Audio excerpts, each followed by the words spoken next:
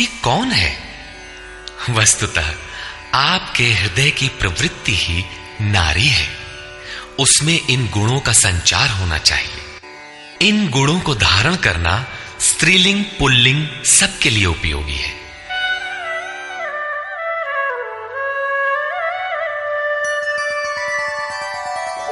बृहत्साम तथा साम्ना गायत्री छन्दसामहम्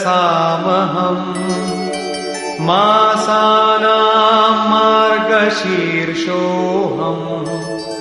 ऋतूनां कुसुमाकरः। गायन करने योग्य श्रुतियों में मैं बृहत साम अर्थात वृहत से संयुक्त समत्व दिलाने वाला गायन हूं, अर्थात ऐसी जागृति मैं हूं। छंदों में गायत्री छंद मैं हूं। गायत्री कोई मंत्र नहीं है जिसे पढ़ने से मुक्ति मिलती हो, वरन एक समर्पणात्मक छंद है। 3 बार विचलित होने के पश्चात ऋषि विश्वामित्र ने अपने को इष्ट के प्रति समर्पित करते हुए कहा, ओम भूर्भुवः स्वः तत्सवितुर्वरेण्यं भर्गो देवस्य धीमहि धियो यो नः प्रचोदयात्। अर्थात भूः, भुवः और स्वः तीनों लोकों में तत्व रूप से व्याप्त देव आप ही वरेण्य हैं। हमें ऐसी बुद्धि दें, ऐसी प्रेरणा करें कि हम लक्ष्य को प्राप्त कर लें। ये मात्र एक प्रार्थना है। साधक अपनी बुद्धि से यथार्थ निर्णय नहीं ले पाता कि मैं कब सही हूं और कब गलत। उसकी ये समर्पित प्रार्थना मैं हूं जिसमें निश्चित कल्याण है, क्योंकि वो मेरे आश्रित हुआ है। मासों में शीर्षस्थ मार्ग मैं हूं और जिसमें सदैव बहार हो, ऐसा ऋतु हृदय की ऐसी अवस्था भी मैं ही हूं। द्यूतं छलयतामस्मि तेजस्तेजस्विनामहम् जयोऽस्मि व्यवसायोऽस्मि सत्वं सत्ववतामहम्। तेजस्वी पुरुषों का तेज मैं हूं, जुए में छल करने वालों का छल मैं हूं। तब तो अच्छा है जुआ खेलें, उसमें कल बल छल करें, वही भगवान है। नहीं, ऐसा कुछ नहीं है। ये प्रकृति ही एक जुआ है, यही ठगनी है। इस प्रकृति के द्वंद्व से निकलने के लिए दिखावा छोड़कर छिपाव के साथ गुप्त रूप से भजन करना ही छल है।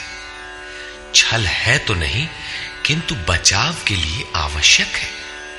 जड़ भरत की तरह उन्मत्त, अंधे, बहरे और गूंगे की तरह हृदय से जानकार होते हुए भी बाहर से ऐसे रहें कि अनजान हो, सुनते हुए भी न सुने, देखते हुए भी न देखें। छिपकर ही भजन का विधान है। तभी साधक प्रकृति पुरुष के जुए में पार पाता है। जीतने वालों की विजय मैं हूं और व्यवसायियों का निश्चय, जिसे अध्याय 2 श्लोक 41 में कह आए हैं। इस योग में निश्चयात्मक क्रिया एक है, बुद्धि एक ही है, दिशा एक ही है। ऐसी क्रियात्मक बुद्धि मैं हूं, सात्विक पुरुषों का तेज और ओज मैं हूं। वृष्णीनां वासुदेवोऽस्मि पाण्डवानां धनञ्जयः मुनीनामप्यहं व्यासः कवीनामुशना कविः।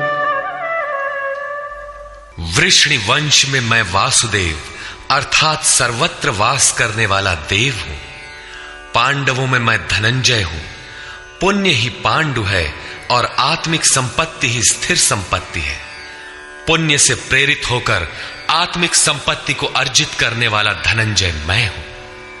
मुनियों में मैं व्यास हूं। परम तत्व को व्यक्त करने की जिसमें क्षमता है वो मुनि मैं हूं।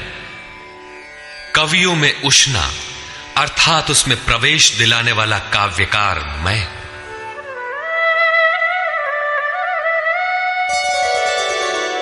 दण्डोदमयतामस्मि नीतिरस्मि जिगीषताम् मौनं चैवास्मि गुह्यानां ज्ञानं ज्ञानवतामहम्।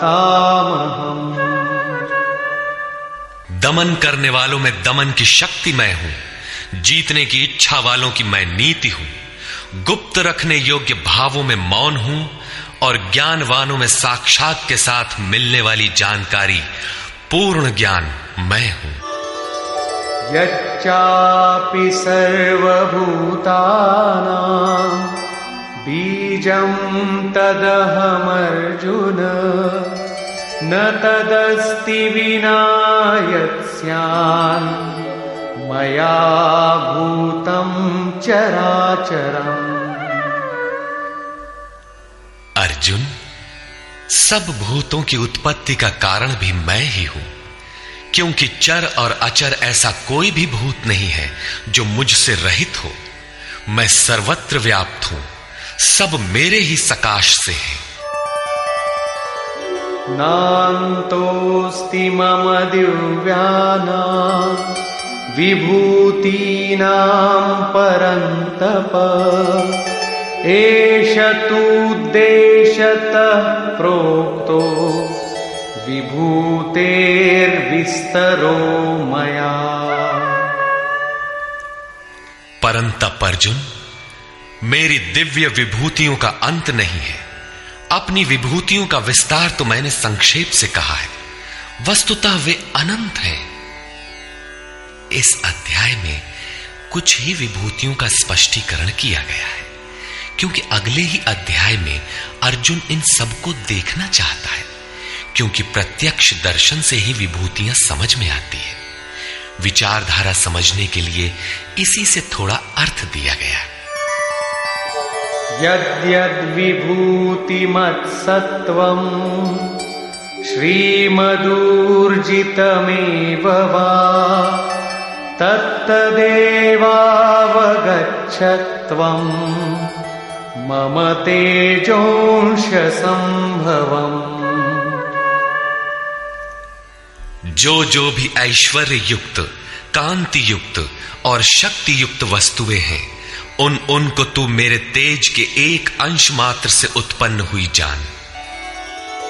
अथवा बहुनैतेन किं ज्ञातेन तवार्जुन विष्टभ्याहमिदं कृत्स्नम् एकांशेन स्थितो जगत्। अथवा अर्जुन, इस बहुत जानने से तेरा क्या प्रयोजन है? मैं इस संपूर्ण जगत को एक अंश मात्र से धारण करके स्थित हूं। उपर्युक्त विभूतियों के वर्णन का तात्पर्य ये नहीं है कि आप या अर्जुन इन सभी वस्तुओं को पूजने लगे, बल्कि श्री कृष्ण का आशय केवल इतना ही है कि इन सब ओर से श्रद्धा समेटकर केवल उन अविनाशी परमात्मा में लगावे। इतने से ही उनका कर्तव्य पूर्ण हो जाता है। निष्कर्ष, इस अध्याय में श्री कृष्ण ने कहा कि अर्जुन, मैं तुझे पुनः उपदेश करूंगा, क्योंकि तू मेरा अतिशय प्रिय है। पहले कह चुके हैं, फिर भी कहने जा रहे हैं, क्योंकि पूर्ति पर्यंत सद्गुरु से सुनने की आवश्यकता रहती है। मेरी उत्पत्ति को न देवता और न महर्षि गण ही जानते हैं, क्योंकि मैं उनका भी आदि कारण हूं। अव्यक्त स्थिति के पश्चात की सार्वभौम अवस्था को वही जानता है जो हो चुका है। जो मुझ अजन्मा, अनादि और संपूर्ण लोकों के महान ईश्वर को साक्षात्कार सहित जानता है, वही ज्ञानी है। बुद्धि, ज्ञान, असम्मूढ़ता, इंद्रियों का दमन, मन का शमन, संतोष, तप, दान और कीर्ति के भाव अर्थात दैवी संपत्ति के उक्त लक्षण मेरी देन है। 7 महर्षिजन अर्थात योग की 7 भूमिकाएं, उससे भी पहले होने वाले तदनुरूप अंतःकरण, चतुष्टय और इनके अनुकूल मन जो स्वयंभू है, स्वयं रचयिता है, ये सब मुझ में भाव वाले, लगाव और श्रद्धा वाले हैं, जिनकी संसार में संपूर्ण प्रजा है। ये सब मुझसे ही उत्पन्न है, अर्थात साधनामयी प्रवृत्तियां मेरी ही प्रजा हैं। इनकी उत्पत्ति अपने से नहीं, गुरु से होती है। जो उपर्युक्त मेरी विभूतियों को साक्षात जान लेता है, वह निस्संदेह मुझ में एक ही भाव से प्रवेश करने योग्य है।